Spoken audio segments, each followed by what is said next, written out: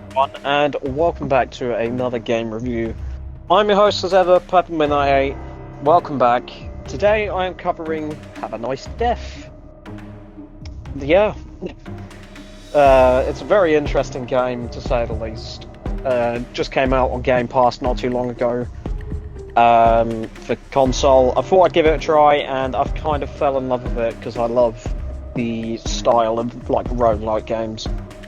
But anyway, I'll get right into it when I can scroll back to the top of my fucking script. So, Have a Nice Death is a roguelike action game developed by Magic Design Studios and published by Gearbox Publishing.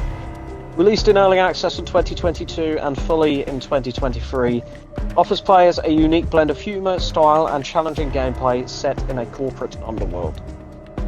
One of the standout features of the game is its distinctive art style. The game is presented in a hand-drawn 2D animated style that combines dark gothic aesthetics with a whimsical cartoonish charm.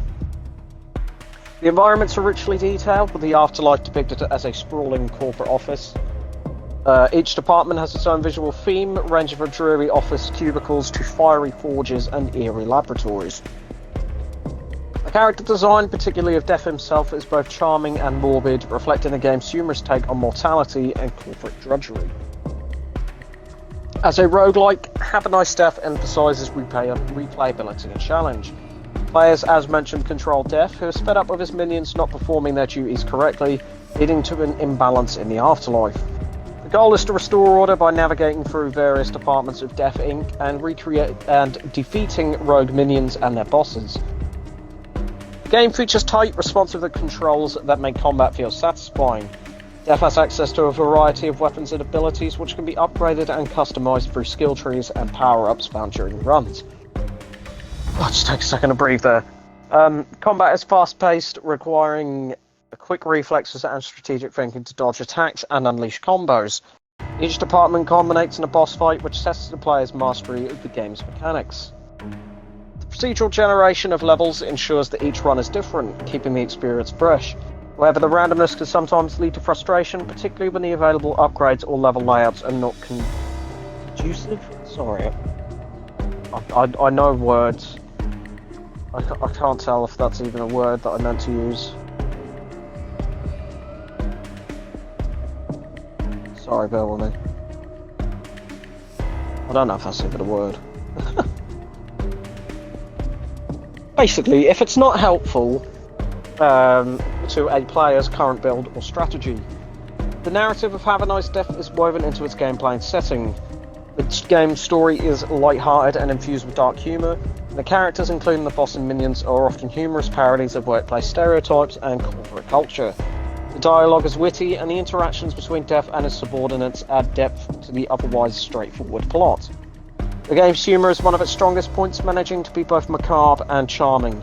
It pokes fun at the mundanity of office life while exploring themes of burnout and work-life balance through the lens of the afterlife.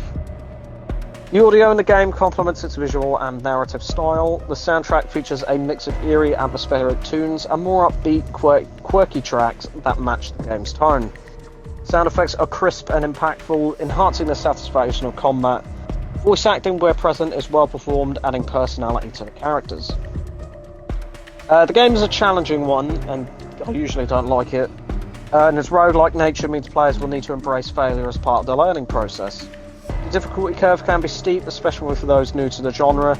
However, the game's progression system allows players to gradually become stronger and more adept, encouraging perseverance. And there is an easier mode, which is still challenging enough on its own, but it's there if you want it. Replayability is a core aspect of Have a Nice Death. The combination of procedural generation, various weapons and upgrades, and a desire to master the game's mechanics ensures that players have plenty of reasons to return. The humour and the charm of the game also make it a joy to revisit, even after multiple failed attempts. The game is a